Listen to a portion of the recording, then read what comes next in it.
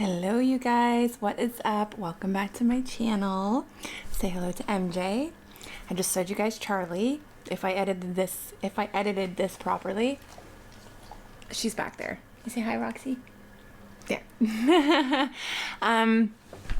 It's been a while since I filmed. I honestly don't know. A couple weeks. Somebody let me know. I haven't looked. But I'm not gonna lie. I'm gonna tell you that my personal life is a bit of a shit show at the moment. And I was chatting with my mom last night, and she's like one of my biggest, Charlie, go lay down. Not right now. Thank you. She's one of my biggest advocates when it comes to making YouTube, doing TikTok, whatever it is. I mean, as a mom, I can relate. You just want your kid to be happy. And when you see them happy doing certain things and they stop doing those things, you question, why did you stop doing that? Everybody else is happy. You're happy. And I mean, she's aware of what's going on in my personal life, so not the end of the world. Cheers. We're starting off with a drink. It's just water. But I just haven't been in the vlog zone. And if you're a vlogger or you do that kind of stuff, then you know you've got to be in a certain headspace to be able to promote what I'm trying to promote and the messages that I want to get through. And just don't get me wrong, I'm okay, and if anything, it's been a bit of a revelation, and I feel like a weight has been lifted, and moving forward, who knows what's going to happen in my life. I'm just going to put that out there. That being said, she said, well, you might not vlog, but you still got to eat. She's like, you can eat and talk. So she's right. So we're going to eat today, and we're just going to chat about random shit, whatever I feel like talking about. So I have this beef stew. Let me give you guys a better view that Jamie made, which is freaking fantastic. If there's anything he can do, wow, that's a great angle on my arms. Fantastic. Weight loss surgery. He makes an amazing stew. Honestly, he even said, he's like, how many times have I cooked for you since we've been together? And we've been together almost 6 years. I said, you tried to make a roast once. It didn't go well. I said, but anytime you make stew, it's amazing. So he decided, so you can see it, he was going to make stew. He actually did it overnight the other night in the slow cooker for like 12 hours. And then in the morning, we just put it all in containers. And that way we knew he would have it for lunches. He took some, we didn't have the kids this weekend. So he actually took some, brought them some stew because they love his stew. So it's all good. Everything's going to be good. So yeah, I'm eating leftover stew that from 2 days ago. So it's just beef, turnips. Is it turnip? Yeah, I guess there is turnip in there, or rutabaga, whatever you want to call it. I've just always grown up calling it turnip. I know turnip is purple or the outside, but whatever. Carrots, little round potatoes. I think there's parsnips in here because he just bought like a stew bag, and lots of meat, which if you know the cost of beef right now, it's an expensive stew. So I'm going to go ahead and have my first bite. So good.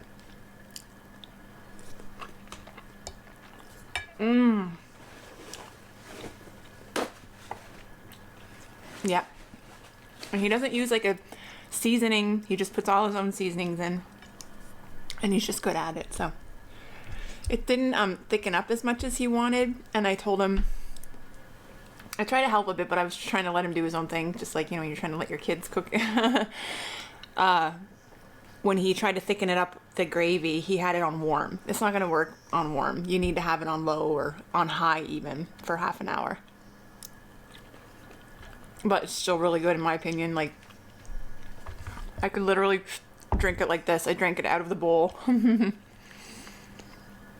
almost sad that it's not in a bowl right now, so I can't drink the juice.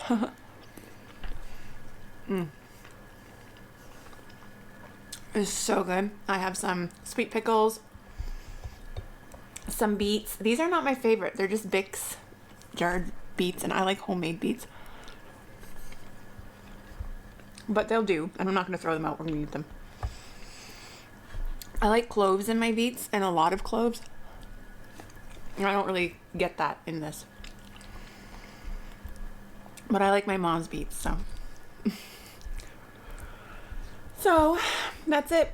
My life is hectic, so filming has not been a priority, but myself and my daughter are pretty much my priority at this point in my life. Just like any parent, or should be.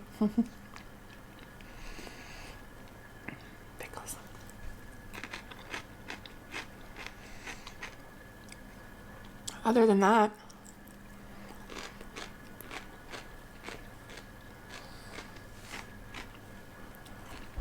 life has been quiet.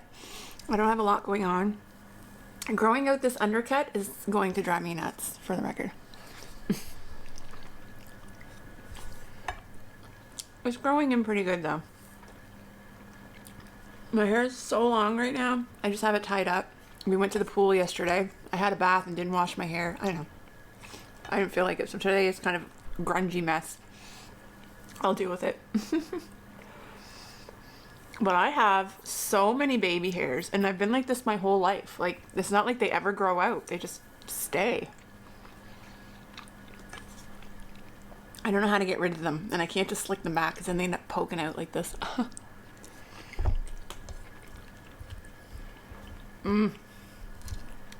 I can eat this. I can eat so much of this. Like, this is the food I need to be eating. My body, this is good, healthy food, right? I could even do like a vegetarian stew. I could do without the meat.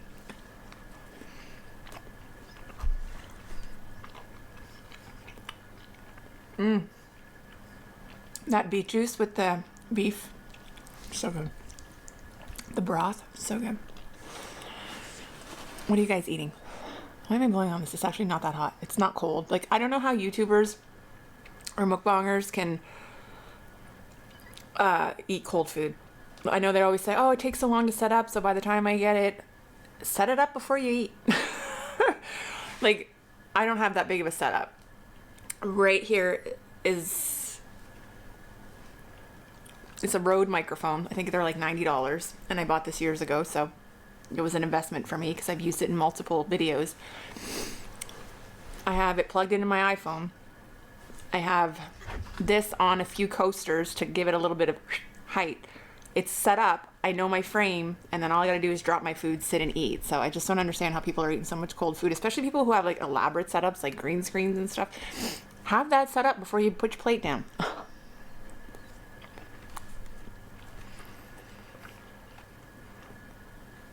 Because the more, when you do a mukbang, your food's gonna get cold anyway because you're talking.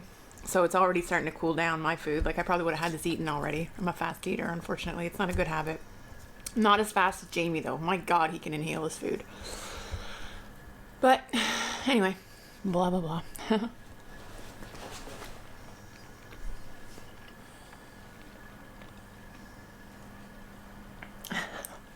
They've given up. They know they don't get anything anymore. They just like to be around me, hanging out.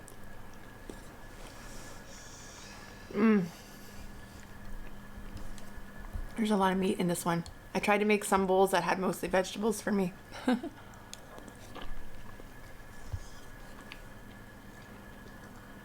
It really gets stuck in my teeth.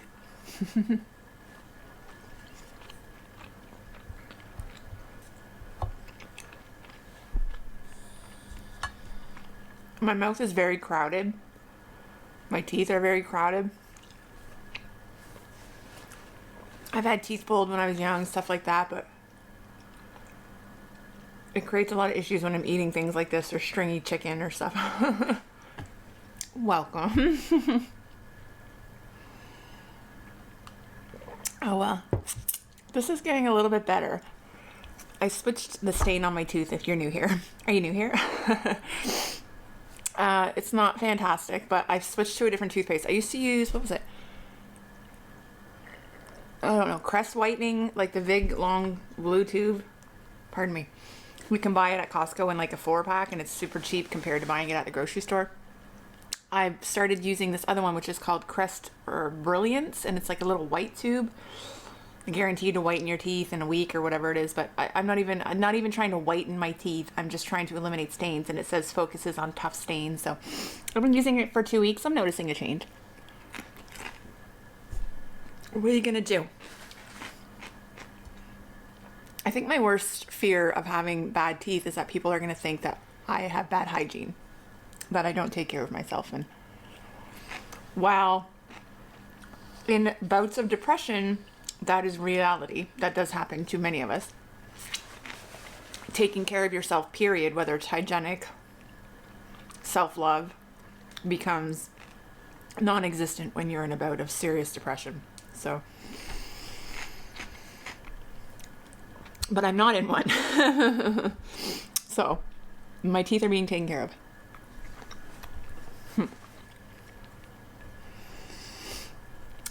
Oh well. And that's that. I got my winter tires on. We haven't got any snow yet. Of course, we got snow before my tires went on, and as soon as I put them on, it stopped. And that's it. I've just been laying low.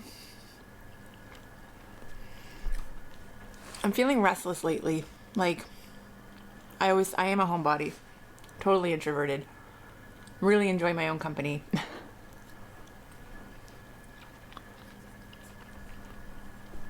But with that being said, I'm noticing that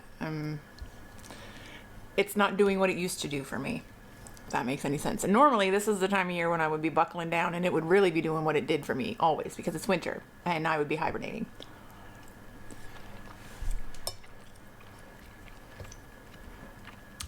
Not right now. I'm feeling myself getting bored. I don't know. Restless. Jamie, there's a change of season. Well, it is. Anytime there's a change of season, this starts to happen, I suppose.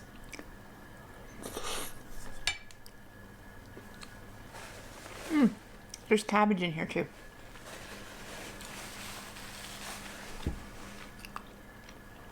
The problem, and tell me if you feel the same way, is when these feelings happen, I can't figure out what to do about them.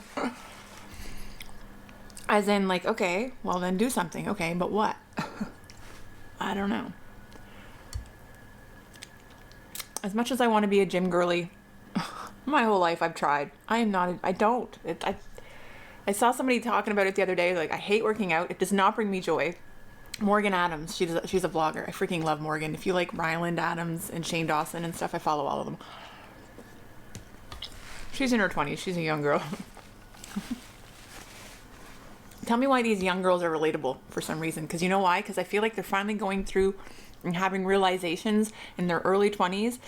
Whereas my generation, we're just having it in our 40s. We are just coming to these conclusions in our 40s. And I'm just so freaking happy for these girls that they're in their early 20s coming to these conclusions. That they don't need a man.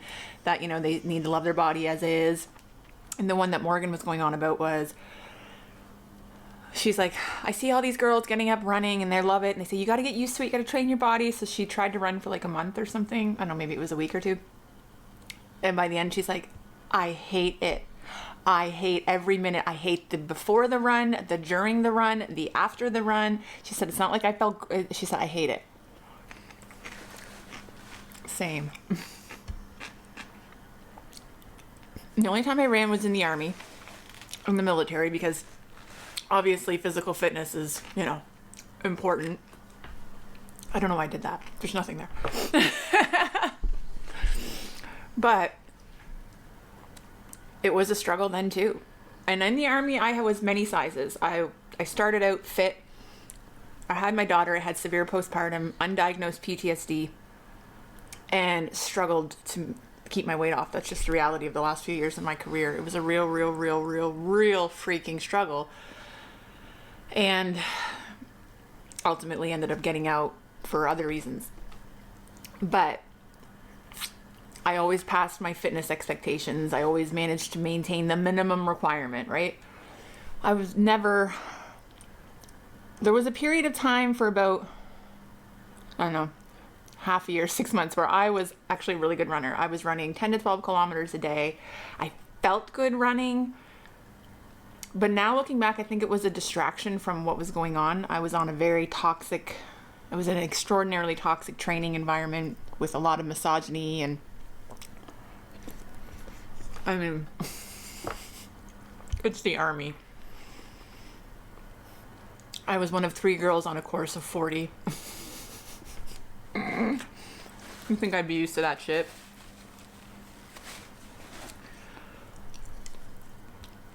Ugh.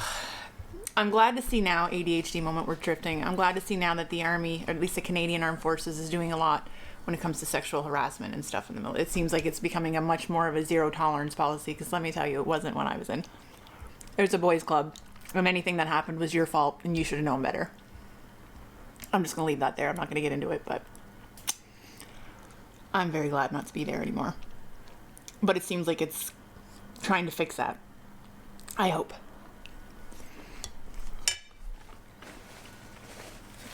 But I was in a toxic environment. And I was just trying to push myself to keep up with everybody else. Do you know what I mean? Now, don't get me wrong, after a while, my body started to like it, so. But since then, oh. You can give me kisses. Thank you. Just wants to lick my face.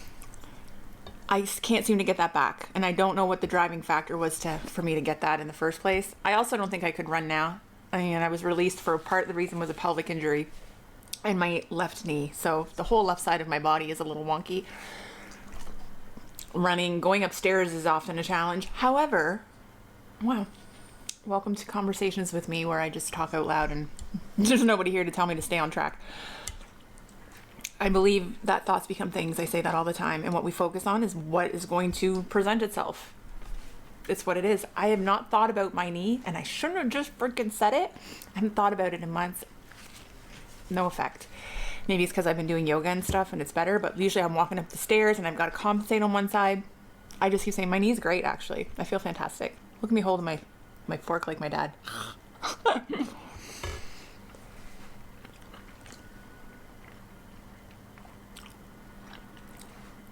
5 minutes later, the whole point I'm getting at, talking about Morgan, she's like, I'm not a runner.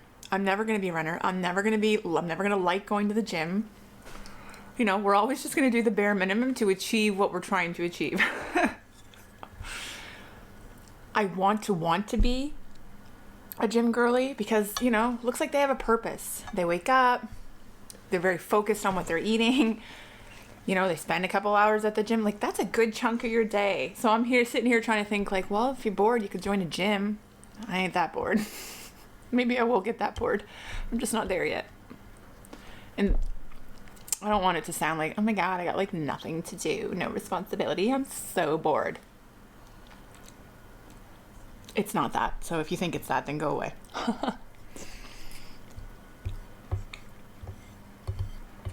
I still have the mundane things that I'm doing on a daily basis. I still have my daughter that I'm parenting and taking care of. I still have my household. I still have these guys.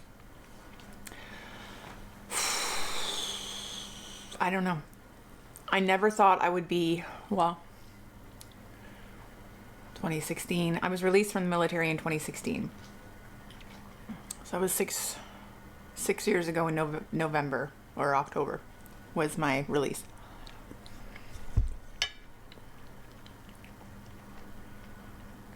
Never in my wildest dreams did I think I would be retired at 35 years old for the rest of my life. And the injuries that I sustained entitled me to that at this point. And I am not expected to work again. I am considered disabled by the Veterans Affairs and the Canadian government. You know, they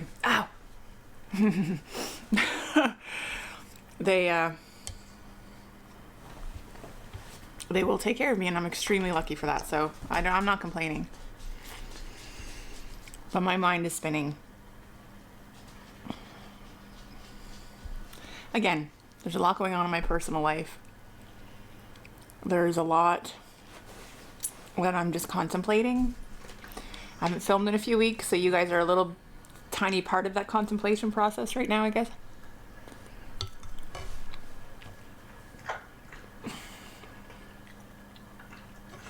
You know, I've always done my other YouTube channel as it's something I want to do and when I want to do it. It's just for fun.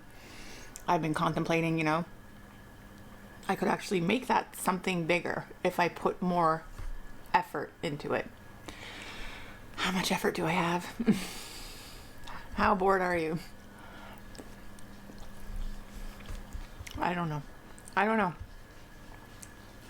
The wheels are spinning. Hey. I'm not getting nothing. Calm down. Jealous McGee over here. Anyway.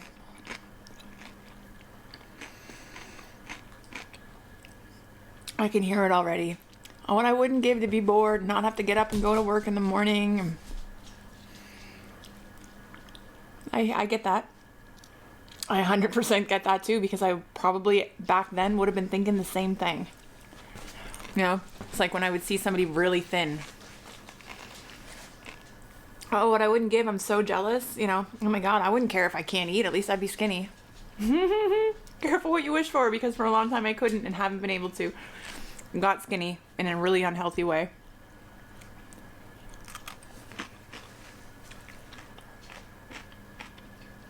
I'm not pretending to wish I was in any other shoes.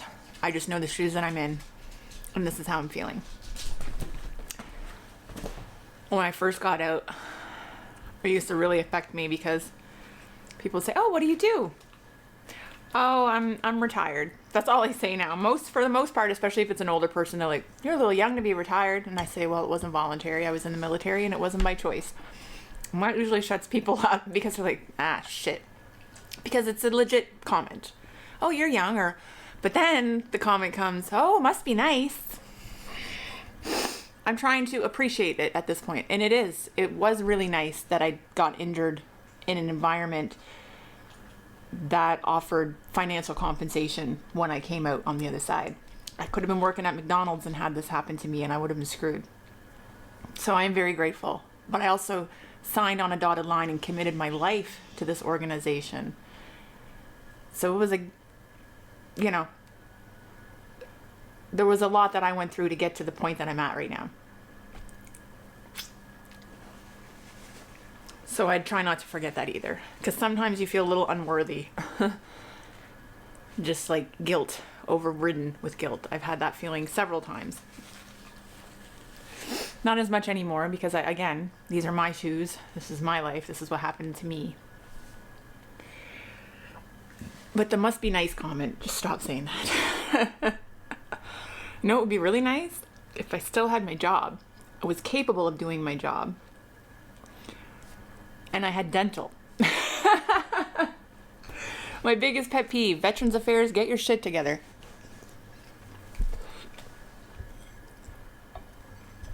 I can get anything. All of my medical benefits are covered. But I can't see a dentist because I didn't have 10 years in. I had 9 years when they broke me. My philosophy, or my perspective, if the shit that happened to me never happened, I would still be in the military. I was quite fracking good at my job, frankly. I was getting promoted quicker than anybody else. I was very, very good at what I did, and I am very proud of that. I'd still be in there, and I'd be making more money than I'm making right now. I would never have to question anything. If my tooth hurt, I'd be in the dentist that afternoon, and it'd be taken care of. Why, if you are admitting that the reason I can't work anymore is because of injuries sustained during service, wouldn't all of that continue into my retirement?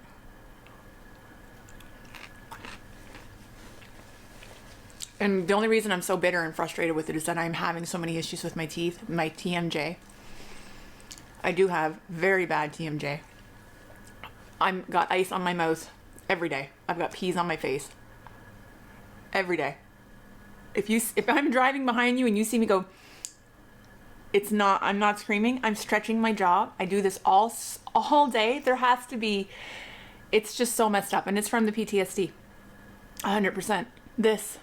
This gap between my gums and my tooth where you can see the enamel or whatever is from such intense clenching and grinding.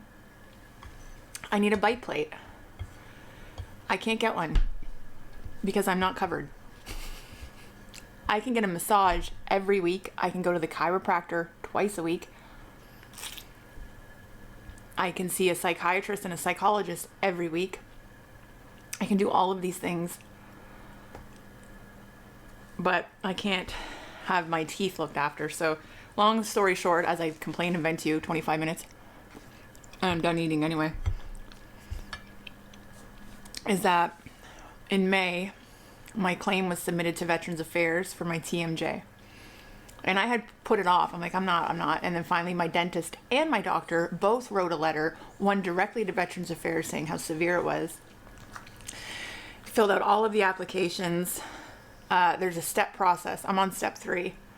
When I called, she said, oh, I don't know. I said, is there any way? I said, I don't care about the financial compensation for this. I don't want your money. I want a dentist. I want this to be covered. I want all of the work that I still have to get done. I had some cavities. I had to cancel them all because I'd maxed out Jamie's benefits because I don't have any other benefits. I'm not living the life of Riley over here. I'm paying my bills like everybody else. Do you know what I mean? And why am I ranting about this? Well, obviously you have to get it out of your system, so do it. Give me a second.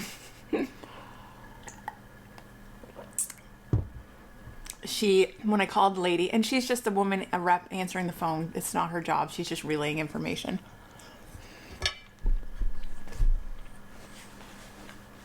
I said, well, let me rewind a little bit. 6 years ago, 5 years ago, when I'd put a claim in, if you had extenuating circumstances, they would call it red flagging your claim, and it would get expedited because it was really urgent, important for whatever reasons. Sometimes you're in financial distress, whatever it is, especially when you first get out of the military. It can be months before you see money. It's very stressful.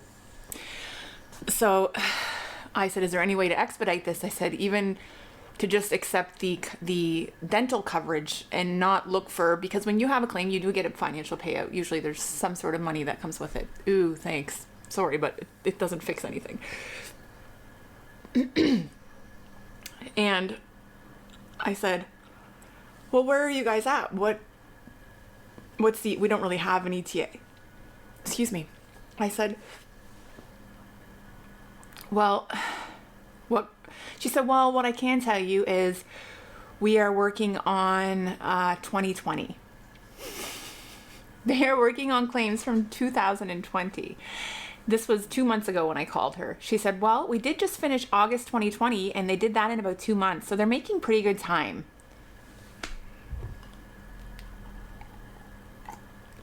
Two months to process claims from August 2020.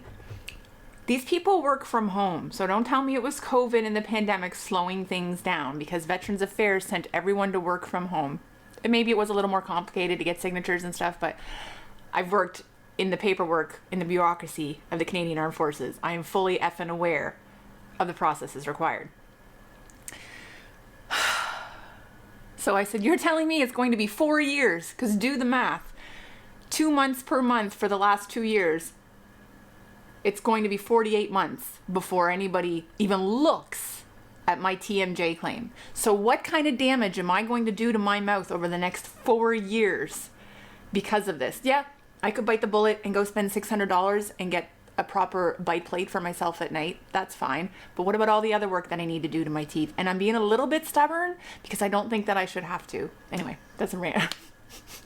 I'm sorry if people think that this sounds privileged, but it absolutely effing isn't. Again, I made a commitment to my country. A lot of stuff got screwed up, and now here I am unable to work. And I just want them to take care of what they're supposed to take care of. So it's just getting very exhausting. Veterans Affairs is a bit of a shit show. I know that the VA in the US, a lot of people have a lot of issues with that too.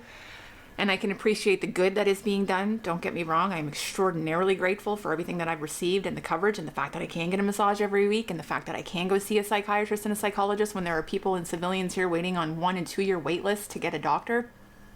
Fully appreciate and value what I have. That doesn't limit and eliminate the need for what's still required for me right now. So I'm probably going to start kicking up a bit of a shit show in January with my local MLA, writing some letters, and seeing if I can expedite this, because I'm not waiting 4 years, and I think it's a shame that anybody's expected to, and that's just me. What are the other people sitting there waiting for all of this? Because apparently they don't red flag anymore, because everybody is important. Yeah, no shit, Sherlock. Everybody is. We're not in the military for a reason. A lot of shit happened. And then you kind of just get pushed out and forgot about a little bit. And unfortunately, there are people who aren't here because they've been forgot about, honestly. Anyway, that was a good little 5-minute rant after I'm done eating. Right? You're not gonna nick the plate. She looks completely devastated.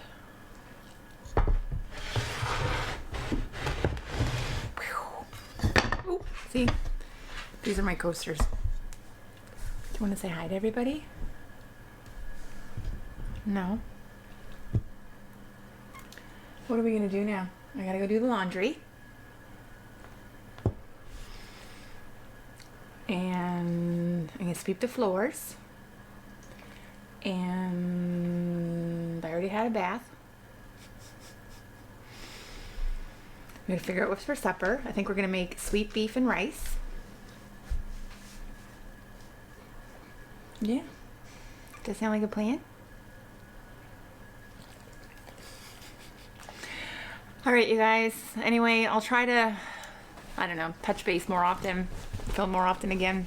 Like I said, I'm just kind of like, I'm in a weird emotional state lately. A weird personal spot in my life that I didn't see coming.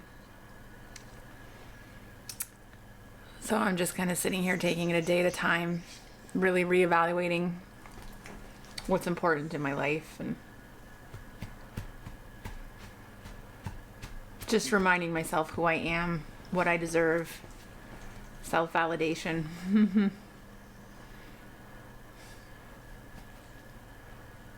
And these guys. All right.